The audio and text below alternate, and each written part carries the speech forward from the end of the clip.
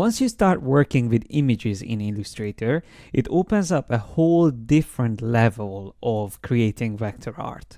You can do a lot of things with photographs, even though they are not vector objects to begin with.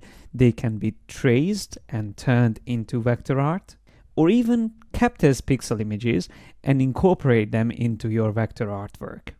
Since photos are made of pixels and not paths, you will have to work with them slightly differently. And in this video, I'm going to explain all those differences so we can prepare for the more fun stuff in the next videos in this chapter. So first of all, how do we place an image into an Illustrator document? This image is already placed here, but I'm just going to delete it and show you how I've done that. So all you have to do is to go to the File menu and choose Place. There's also a shortcut there. You can see Ctrl-Shift-P or Command-Shift-P if you want to remember that. And then you can find the images on your computer. I'm just going to choose a JPEG and I'm going to place it in. When I get to the place function, I can decide to just simply click and then place the image in with its current resolution. Or I can also decide to click and drag, which will allow me to decide the size that I want this image to be. So I can make it bigger or smaller, and notice how it maintains the aspect ratio. Once I let go, it's going to be placed as a linked file, and that is very important.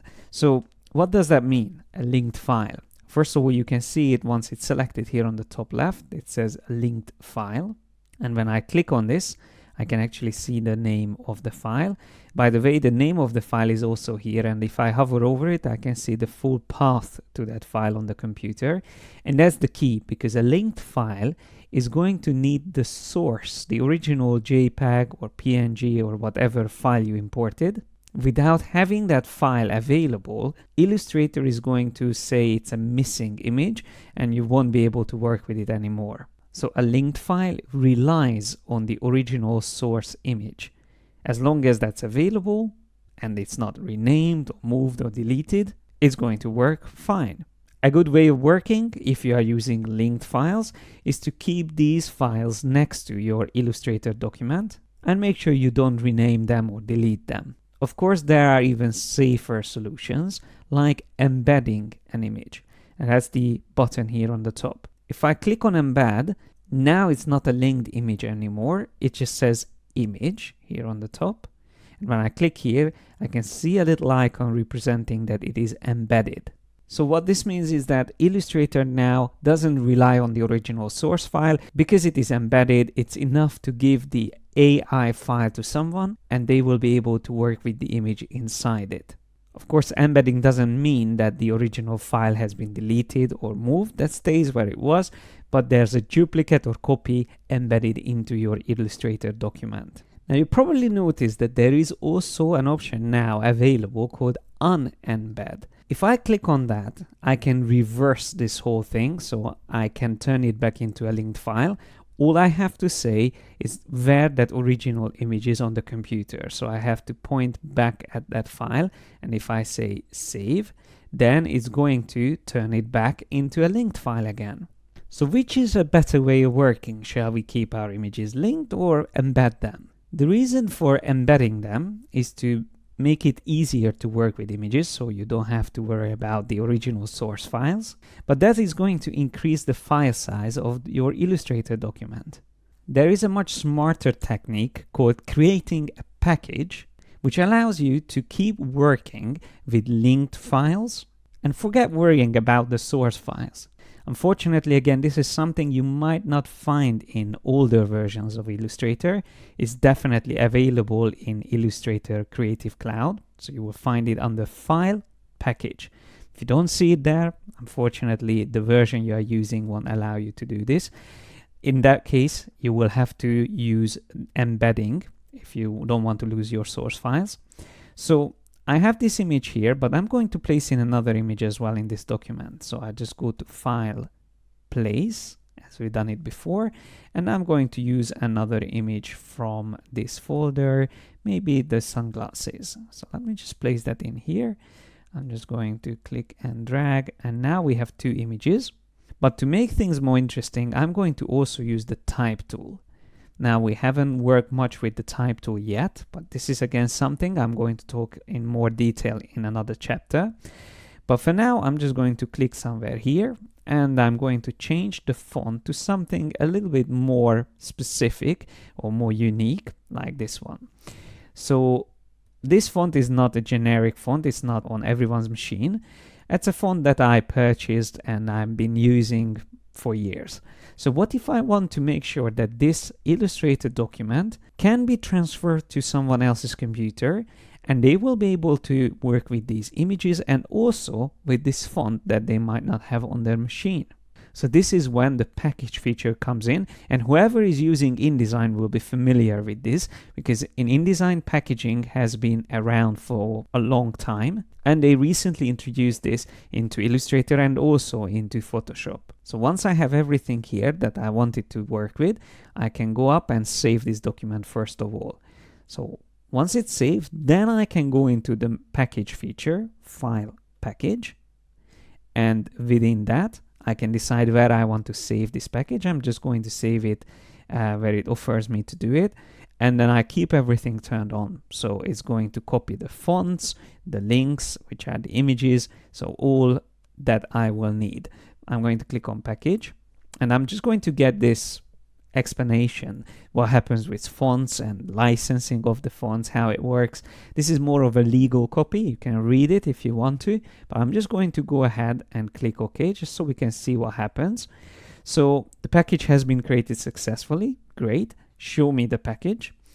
So here I can see the folder that has been created, within which I have my Illustrator document, the AI file, and next to it I have a links folder with the 2 pixel images or photos, and also I have a fonts folder with the actual font file. So as long as I give someone this image folder, which is my package, they will be able to work without any error messages. So the Illustrator file open up from this package folder will find the relevant font and will find the relevant images from the links folder. So that's a very smooth way of working with images. So that's what I recommend to do.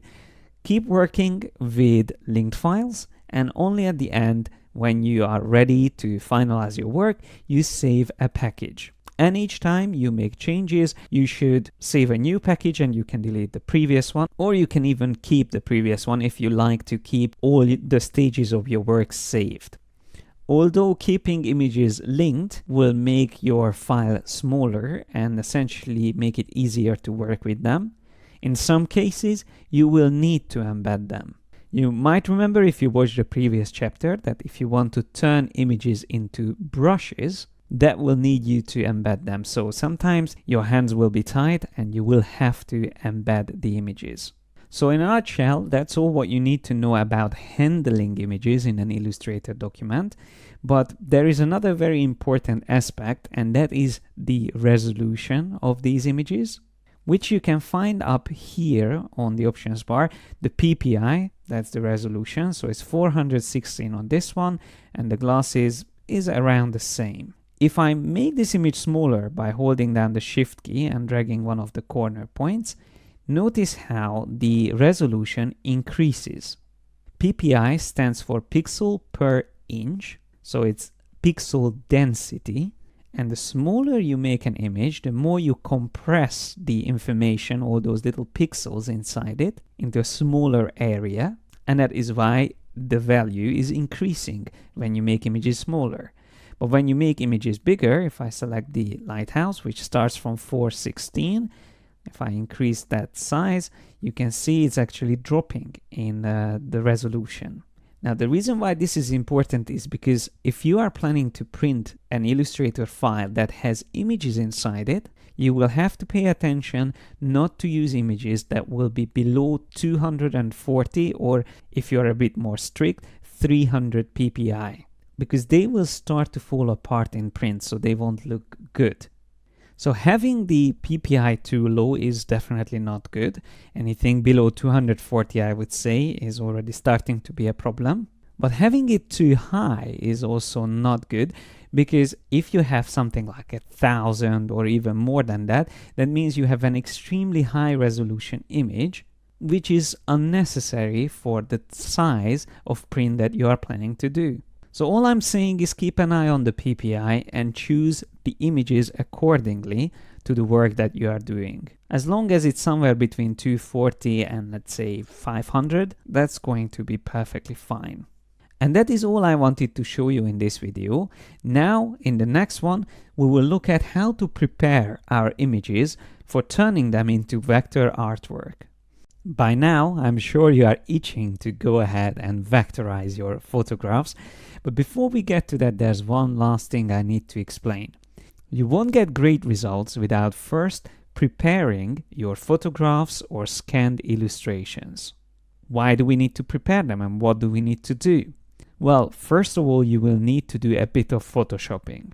If you don't have Photoshop, you will have to use something similar to Photoshop. And there could be many different reasons why you need preparation. One of which would be to increase the contrast. This mainly applies to scanned drawings. So here's a drawing of mine, which I just placed in here, and there's no adjustments, nothing done to it. This is how it came from the scanner. Notice when I select an image in Illustrator, there is an option called Edit Original. That's very useful. If I click on that, the image will open up in Photoshop. And this is exactly the same file, that source file, that the linked file is connected to from Illustrator. So all the changes I'm going to do here will affect the source file, and in return, it will also update in my Illustrator document. So how can I increase the contrast and why do I need to do that? First of all, if I zoom a little bit closer here, you will see a couple of sketchy lines here that I don't necessarily need. That's just the way I draw. So I will need to get rid of them, and I will have to emphasize all the important lines, the outlines, which I'm planning to turn into paths, vector objects.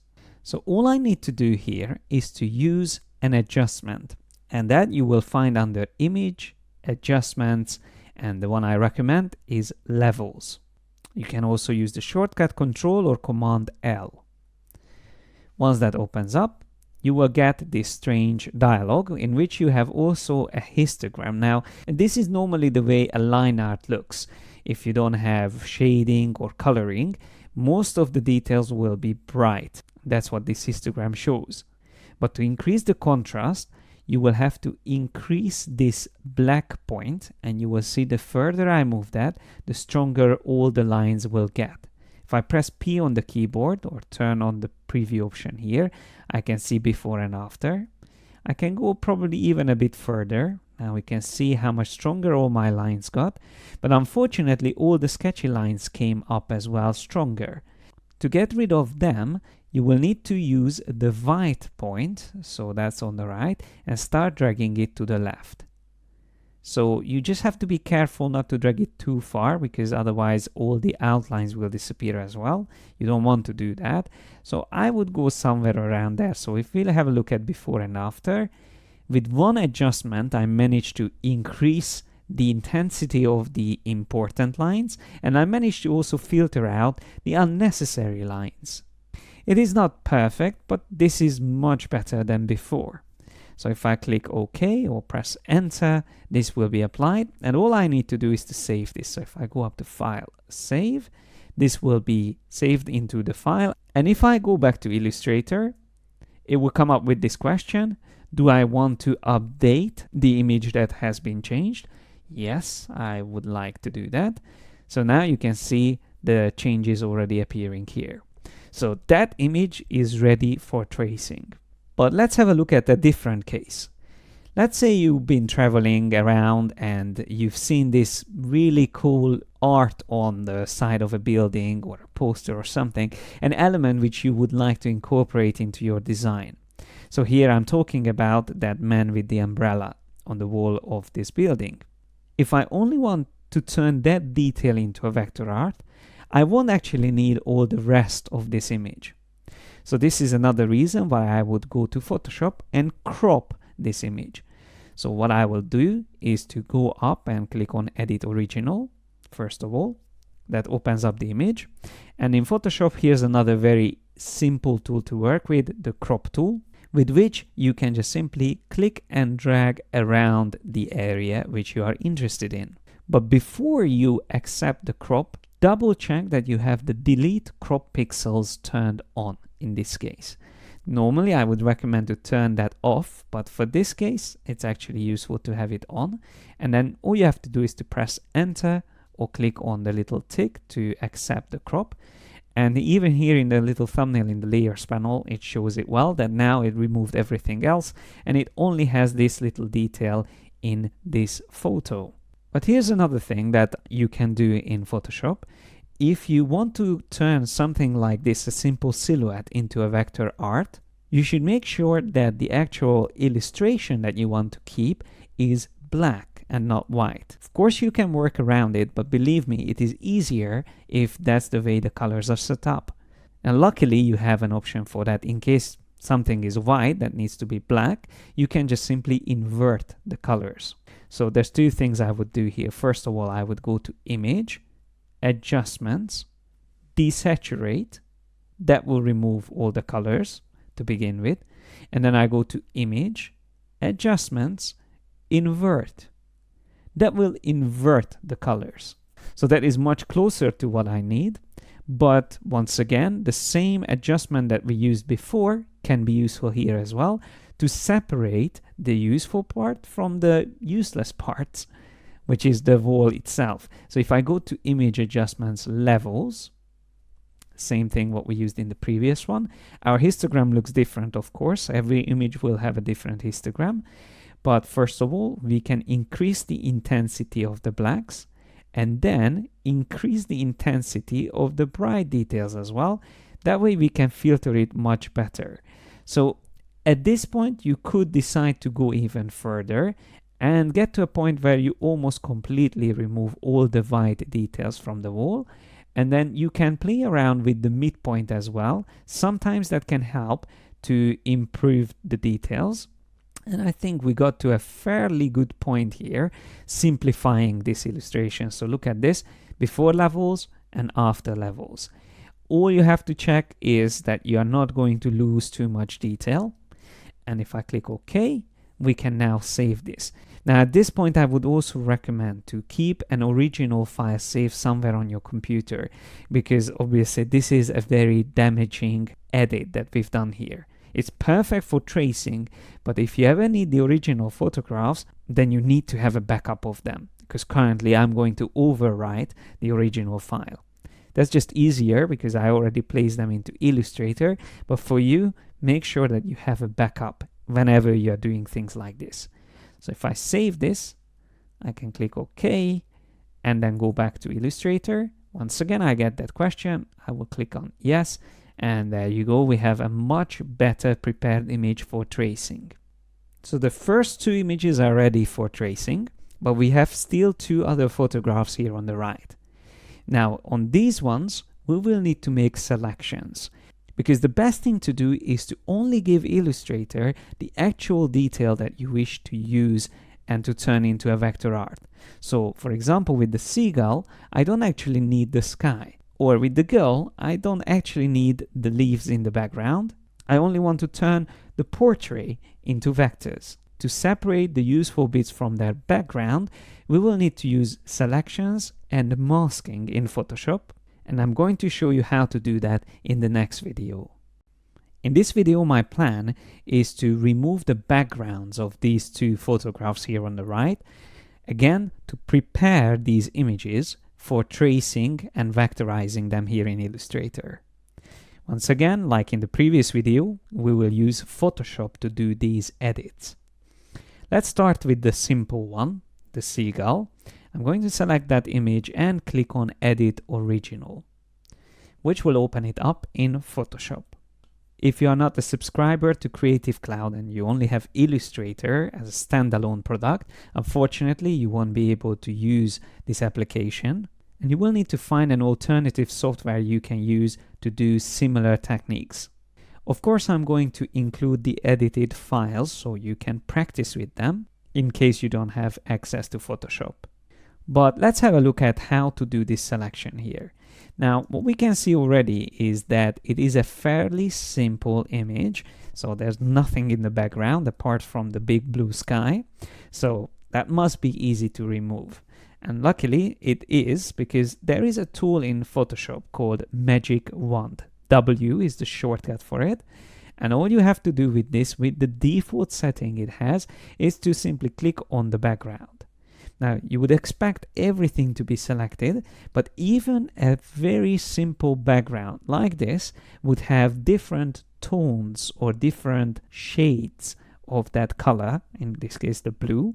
So on the top left and bottom left, the reason why I didn't select everything is because those parts are much darker than the rest of the sky. This is actually due to the fact of the cameras and the lenses on them. It's called vignetting, that the corners are getting darker, but luckily there's a very easy fix. All you have to do is to still use the magic wand, but hold down the shift key to be able to add these points to it. And it actually found both corners immediately. So that was really smart. To invert my selection, I have to go to the select menu and choose inverse. Don't confuse this with the image adjustments invert, which would invert the colors. Select inverse inverses your selection. So when you click on that, you will get a selection of exactly the opposite that we made a selection of. So this is the seagull and not the sky. And once I have that selection, I can just simply click on this little icon here at the bottom of the layers panel, which is called creating a layer mask. Once I click on that, it separates the seagull from the background. And that grid, what you see, is how Photoshop shows transparency. So that's practically empty see-through parts of the document. And notice how our selection was saved as a black and white image. That's what we call a mask. Now you can learn a lot more about masking and making selections if this is something important for you, which I explain in great detail in my other courses. I talk about making selections of people. I also have a course specifically about masking. And of course, you can learn a lot more about Photoshop in general in my Photoshop Masterclass. And even though Illustrator is great and it's a very powerful application on its own, it gets even better when you use Photoshop in combination with it. So it's definitely worth investing time in learning Photoshop besides learning Illustrator. For those who actually started with the Photoshop Masterclass and moved on to this course, can even fast forward this because this is already something that we learned about. But let me continue preparing this image right now. So what I need to do at this point is to save this as a PSD file, a Photoshop document. The reason why that is important because currently it is a JPEG, which doesn't support transparency, and that will be important for us. So I can go to File and choose Save As. I will save it into the same folder with the same name, but it is going to be a Photoshop document, so the format is different. Once I click on Save, I will see it up there being saved. But if I come back to Illustrator, it won't actually recognize that I've done anything because this image here is still the original JPEG. Now we need to relink this file in this case.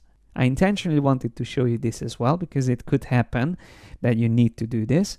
So to be able to do that, I need to click on the linked file option here where I get the drop down. And this little icon here is relinking.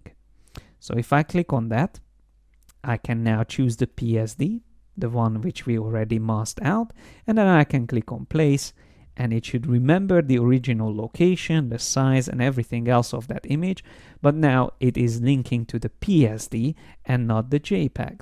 So we will practice the same method with this other image. So I have the image selected and I'm going to click on Edit Original.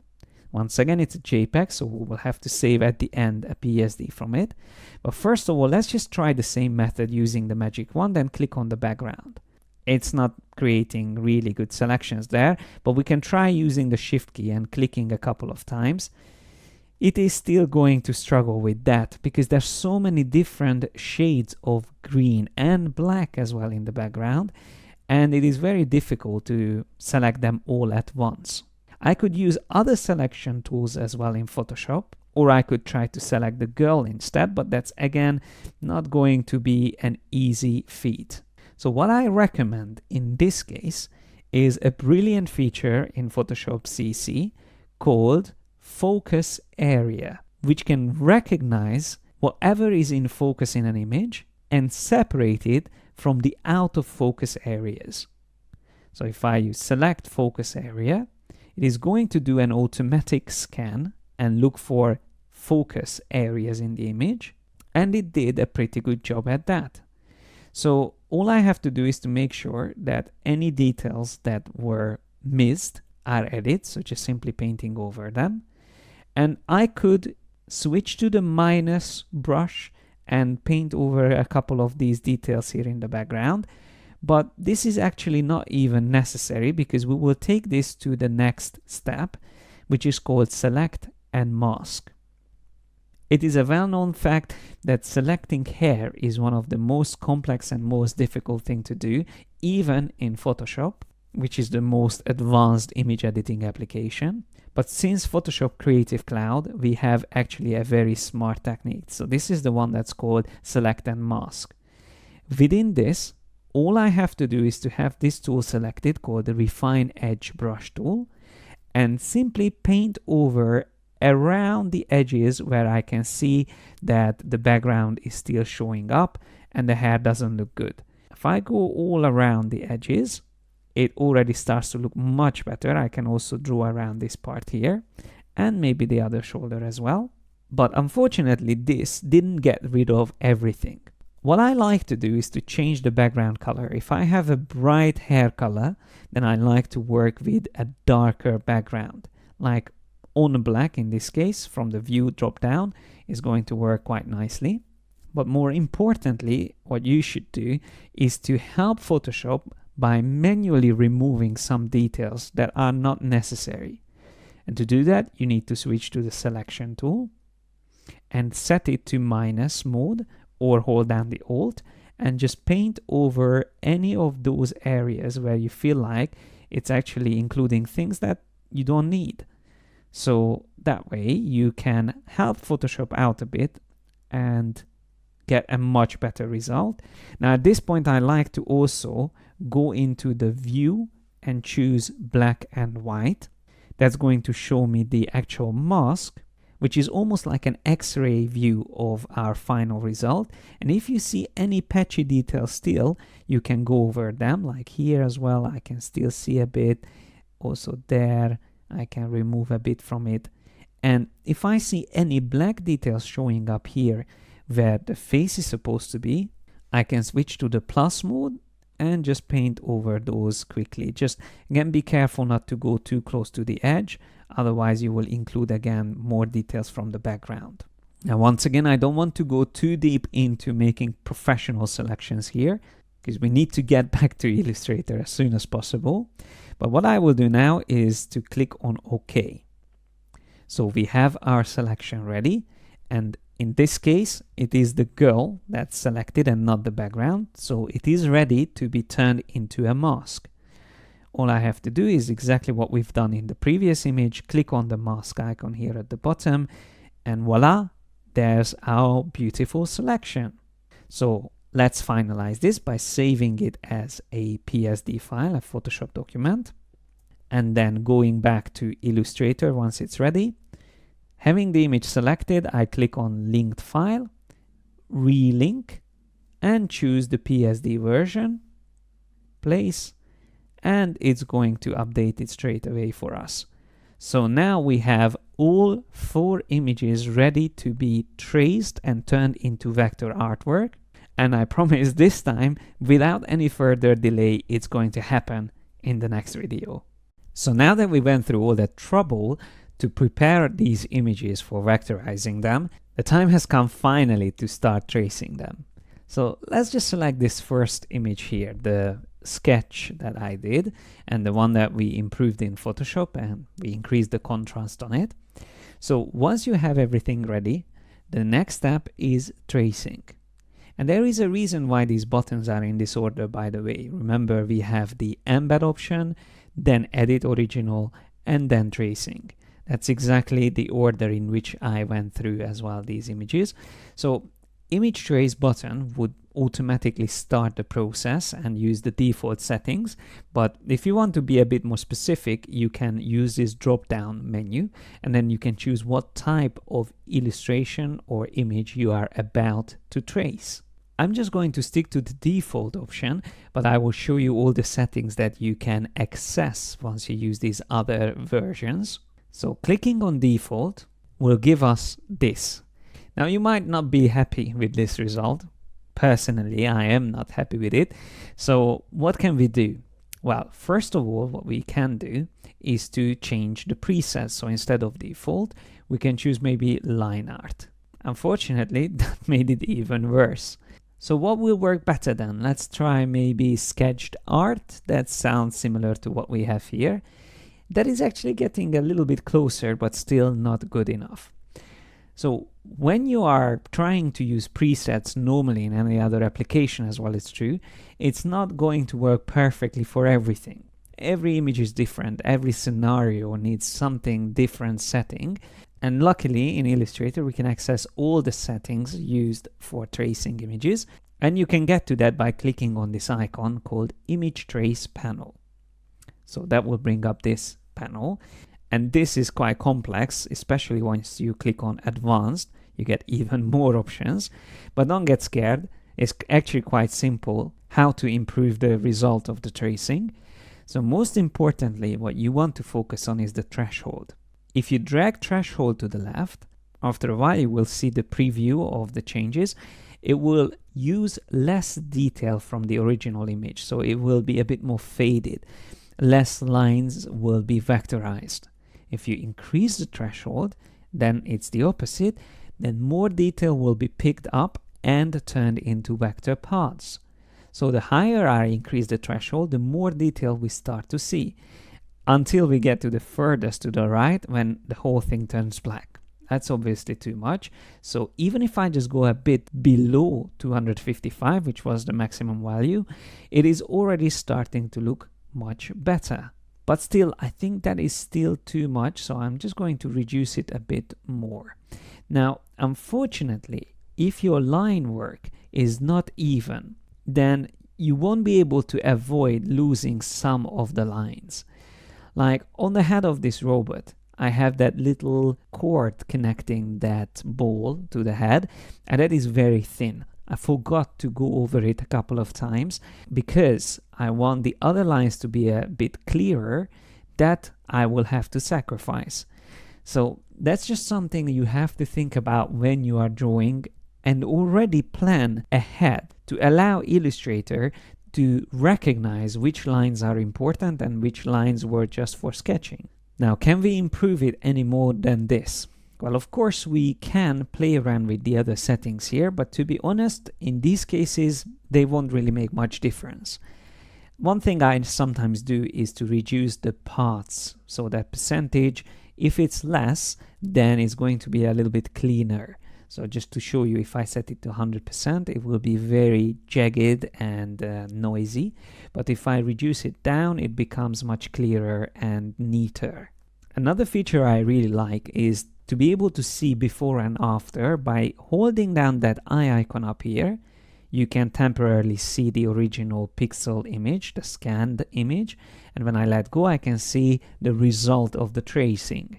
Holding that down, letting it go, that's the way you can see and compare what happened.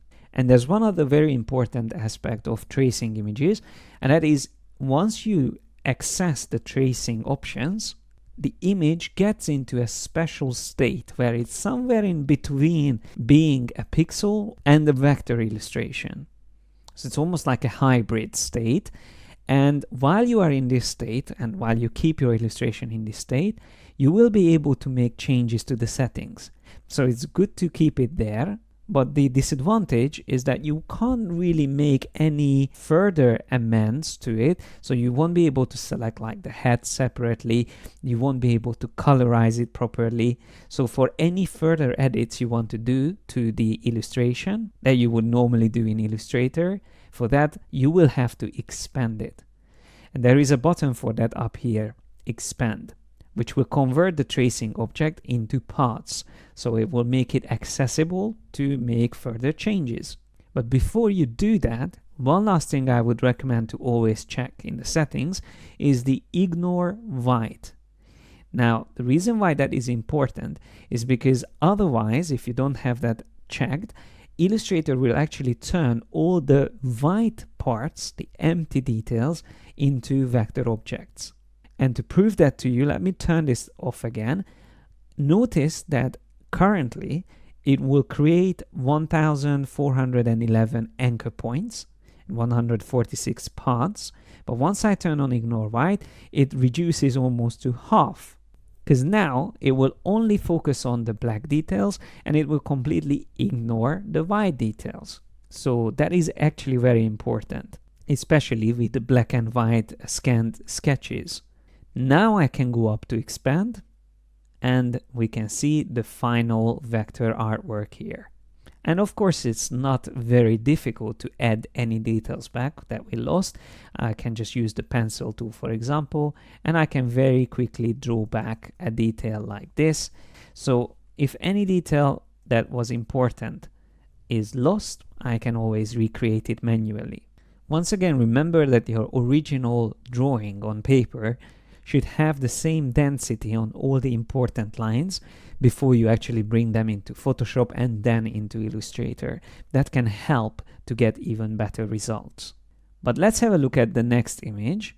So I'm going to select that one, and I already have the image trace panel up here. I am going to start with the preset. I will choose silhouettes in this case, and straight away we get a very good result here. The only thing I would say is we are losing a bit at the moment is the nose, the detail around the nose, and also the umbrella is starting to be merged together with the head of this character. So how can we improve that? Well, for starters, we can reduce the threshold. That will already improve the result. We can go all the way down. Let's just see. Yes, after a while, you can see that little gap appearing there. But of course, if I go too far down, I will see all those lines showing up from the original texture. That's something that we try to already resolve in Photoshop with our adjustments, but we will have to still work at it here. I actually quite like some of them to show because it almost looks like the texture of the trousers. So a bit of it I don't mind showing, but too much of it obviously won't work. So something like that is a good balance. And that is what the threshold feature is like. It's like a balancing act. You always have to find whether it needs to go left or right, and it's really fine-tuning that until you get the best result. Also important to remember to keep the ignore white option on. That actually already came as an enabled feature with this silhouette preset. And I'm actually quite happy with this, so I can now click on expand. So if we compare the two illustrations in the layers panel, this one will have only one object because it's a big silhouette that's everything is all connected, so it's a compound shape. While if I open up the other group of the robot, there we will see several items because it has lines that are not connected. And the reason I'm showing this is because it always makes a difference how you handle a result which turns into one compound object or just even a simple shape, and another object that's made up of lots of separate individual parts. We'll see how to work with these in the next video, but let's move on to the other two images here. So let's start with the seagull. Let's see what happens if I just click on image trace again. When I do that, it will go ahead and do something very similar to what we've seen before. So it creates a black and white vector version of the original photo. Now, of course, if I go into the settings, I can change the preset, and maybe I want to use 3 colors. So in this case, because it's a photographs with colors, I might want to actually see those colors and turn them into vector artwork. I mentioned that when you have a very high resolution, a high PPI value on an image, that can cause problems. And this is exactly what I meant. It would take really long to render something if it's extremely high PPI.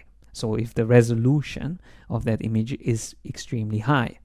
So let me just go back one step. I'm just going to undo the tracing options and go back completely to before, so you can see how high my PPI value is. So it's definitely way above the necessary amount. Now, how can I reduce that? Once again, we will need to edit the original for that. So I'm going to click on Edit Original. And in Photoshop, you can go to Image, Image Size, where you can reduce the size.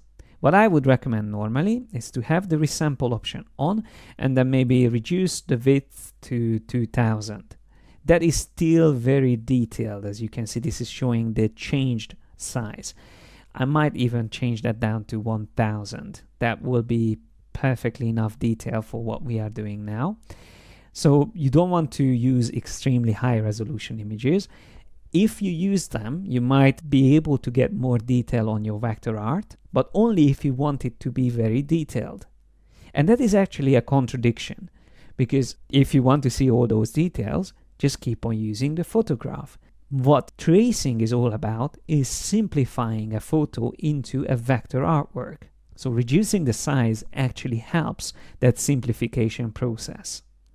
So let me click OK. You can see how much smaller the image got already.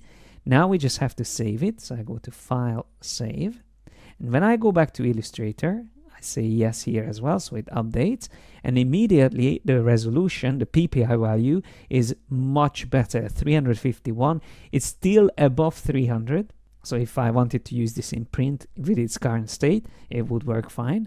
But I'm not worried about that value anymore, because I will vectorize this anyway. And once you vectorize something, so once you trace an image, after that there's no point in talking about resolution, because vector art is resolution independent. So no more PPI to concern about. So let me choose that preset that we had before. Remember how long it took before to render this. Now if I choose 3 colors, see how much faster it will give us the result. So I'm not saying this is a good result, but we can definitely see the improvement in the speed of this whole tracing process. But probably 3 colors is too less. So let's just go up to 6 colors. So we are allowing Illustrator a bit more space to work with. If that's still not enough, I can go up even to 16 colors, let's say. And yes, that's where we start to see the differentiation between the feathers and the beak.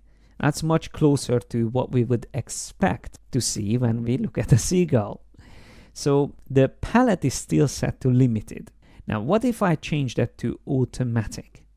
Now, this obviously looks so much better. If you look at the beak, the eyes, there's so much more detail there.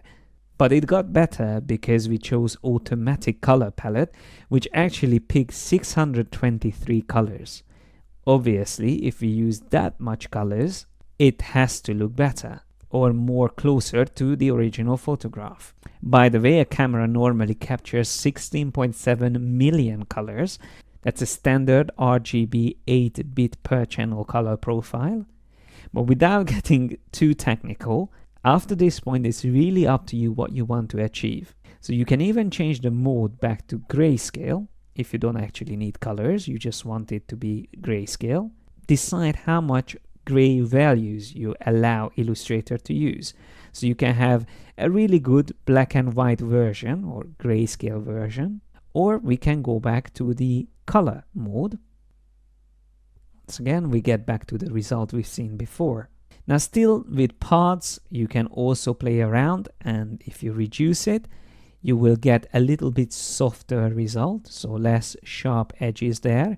If you increase it to the maximum value, you will have lots of little details sticking out, and this is again getting closer to the original photograph.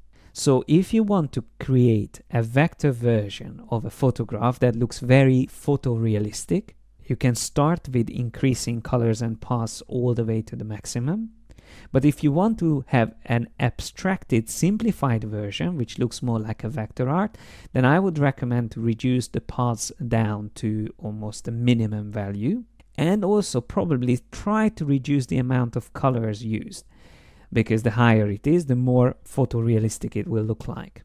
So here, colors is really that seesaw that we had with threshold in the previous examples. Again, it's a balancing act, and it's up to you whether you prefer a bit more abstract version or you like the realistic version.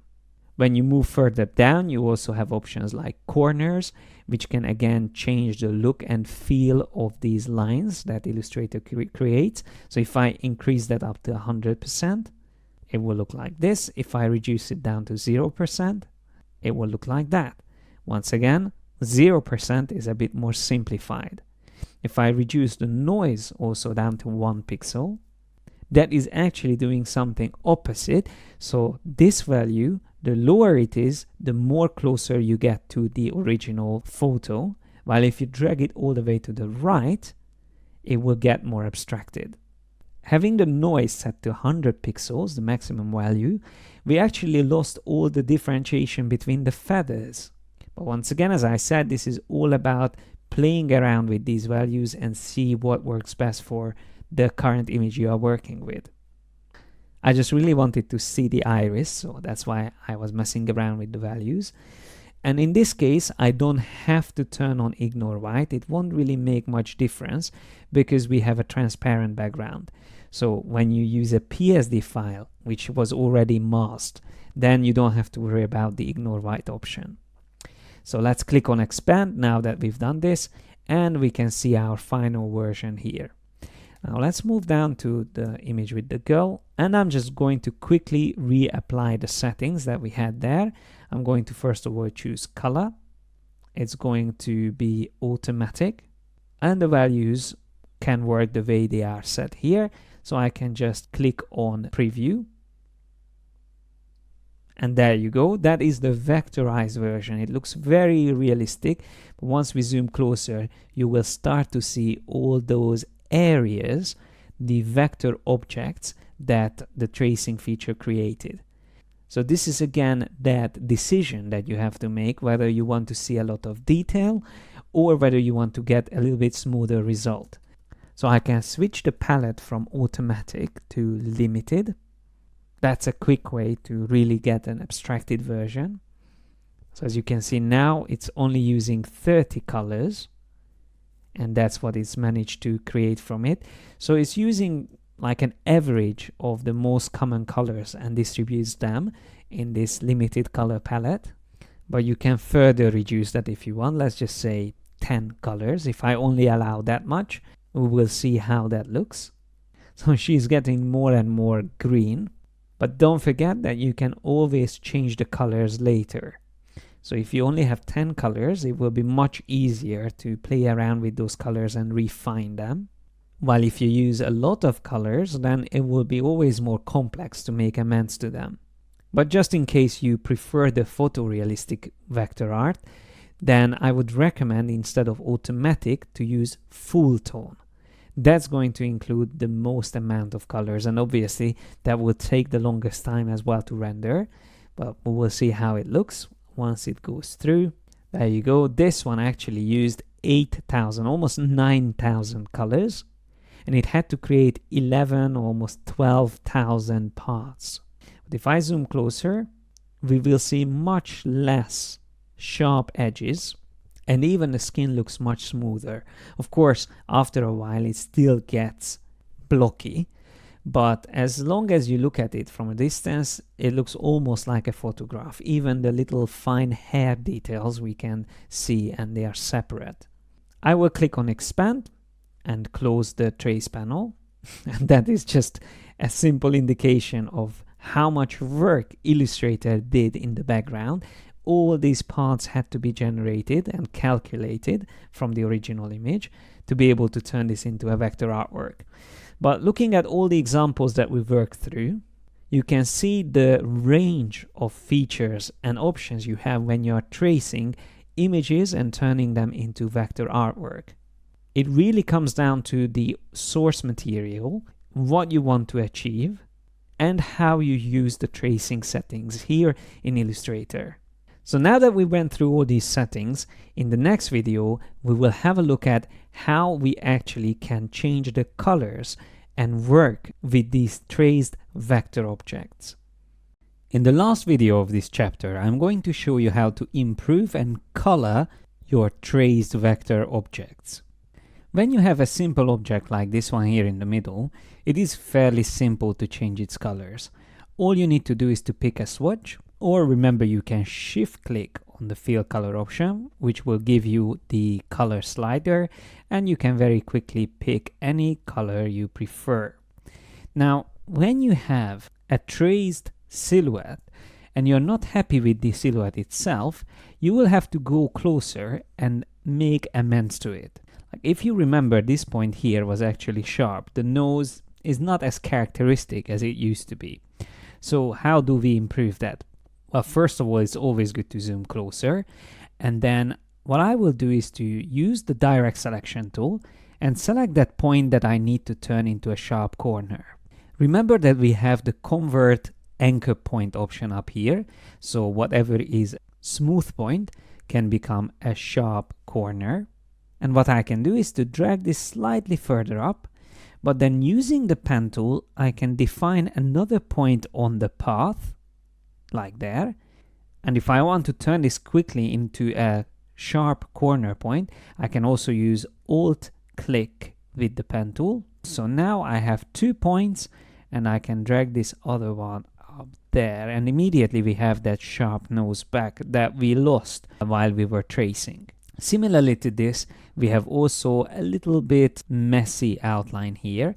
Once again, if I just select the whole object and I select the smooth tool, I can go over these edges and try to simplify it a bit more and generally straighten these lines out a bit. Also, don't forget, you can use the lasso tool, select an area, and then from the object menu, path, simplify, you can change the curve points all at once into straight lines. When I have the preview on, you can see it straight away. So that was before, and this is after. If I click OK, I can even use the pen tool now to remove a couple of unnecessary handle points, and the direct selection tool to move these remaining points into the position that I need them to be. To emphasize this umbrella going down, I could even create a point like that, and I can remove these 2 points. So I simplified this down, this whole shape, into a simple triangle, which is much easier to handle and work with. So it is always worth spending some time improving the tracing results, but with more complex tracings, you will have to work a little bit harder than that. If we want to keep the quality of a hand-drawn sketch, then of course there's no need to do anything. But when you want to colorize something a bit more complex like this, you will be having serious trouble using any simple coloring technique because of all these open parts and missing detail. So let me just show you what I mean.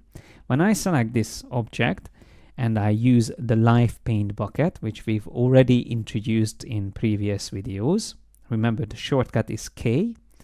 So once that's selected, I can again pick a color, but I'm just going to stick with the same color for now. Clicking on the body, it actually fills it up nicely. By the way, if we want to see it without all these anchor points, I can go into the view menu and choose hide edges. That way we can see exactly what we are doing. Now once again, if I click on the head, that worked perfectly. If I want to click on the neck, that works nicely as well. And let me just change the color to something else. So maybe have the neck blue, and then I will do the arm blue as well. So something like that. So far so good. So you can see that it is actually not that bad until we reach details like the legs where there is no closure. So they are open. When I hover over this part here, you see that it highlights the area that is going to be turned into that color that I have. And unfortunately, it's going to include all this area as well because there is no division there. The same thing would happen if I go over the foot, and not to mention these claws here. So what can we do in these cases to still maintain this feel of a hand-drawn sketch, but still be able to add color easily? What I recommend to do is to have this object selected and then double click on it. That way you will be working directly inside that group. So we are in isolation mode. Now we can switch to any of the drawing tools, maybe blob brush I'm going to switch to. So that is Shift B, or selecting it from underneath the paintbrush tool.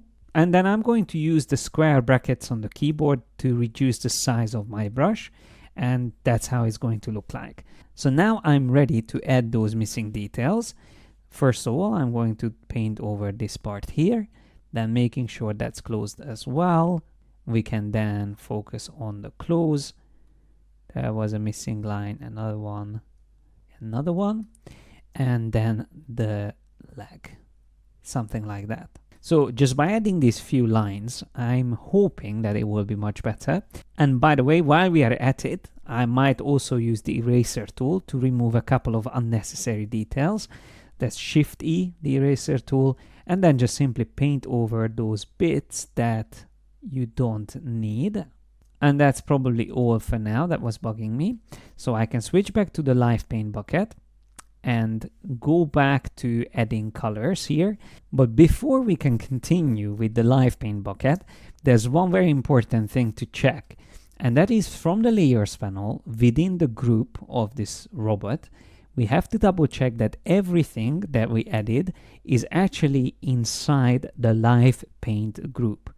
As you can see, that's not the case. So there's the live paint, and these are the elements that I added. So I'm just going to quickly select all of these and then drag and drop them into the live paint group, just like that. So now they will work together nicely. I can now select the paint bucket tool, Alt click to sample a previously used color, Alt or Option, that's the eyedropper by the way, and then I can just click and continue adding in the details. Shift click on the swatch, I can pick a different color, maybe a darker color for the legs, just like that. We can again Alt click and maybe pick this pink for adding these little details, and there you go. Maybe for the eyes we can use again the blue, and then for the ball here on the head we can use that other color. So now we actually managed to colorize this illustration but still keep that sketchy look, so it's not as clean as the other outline. Now the best thing at this point that I like to mention is that if you don't like the colors you ended up using, it is very easy to change them by selecting the whole object and going into the recolor artwork option in the options bar. If you click on that, it will list all the colors you have in the current selection, and then from the edit options you can even see them on a color wheel, and you can very quickly and easily adjust them all at once. I can even link the color harmony together, and that way I can move all three colors together, so maintaining the harmony between them. I can also reduce the brightness or increase the brightness of these colors and do so many other things. I don't want to get too deep into recolor artwork because I have a separate video in which I'm going to explain this under the advanced techniques. But let me just show you how it works on one of these other images, like the one with the seagull. We have the recolor artwork available here as well to make changes, but obviously this has a lot of more colors than just the one that we had on the left. So when I switch to the color wheel under edit, you can see that's a lot of colors here. But still, if I turn on the link harmony colors, I can start moving these all at once. And it's almost like adjusting colors, like changing the hue values in Photoshop. I can turn the image around and invert the colors. So now we have blue beak. I could even simplify all these colors down to, let's say, just monochromatic colors. or trying the other options from here. Maybe monochromatic 2 might work better, or maybe compound 1, and so on and so forth. And that is all I wanted to show you in this chapter. So now it is your turn to go through these exercises, and I would like you to also try scanning your own illustrations or bring in some of your own photographs, maybe do some edits and preparation on them in Photoshop, and then try to create your own tracings to go through all these features that I showed you and generally get confident in working with images in Illustrator.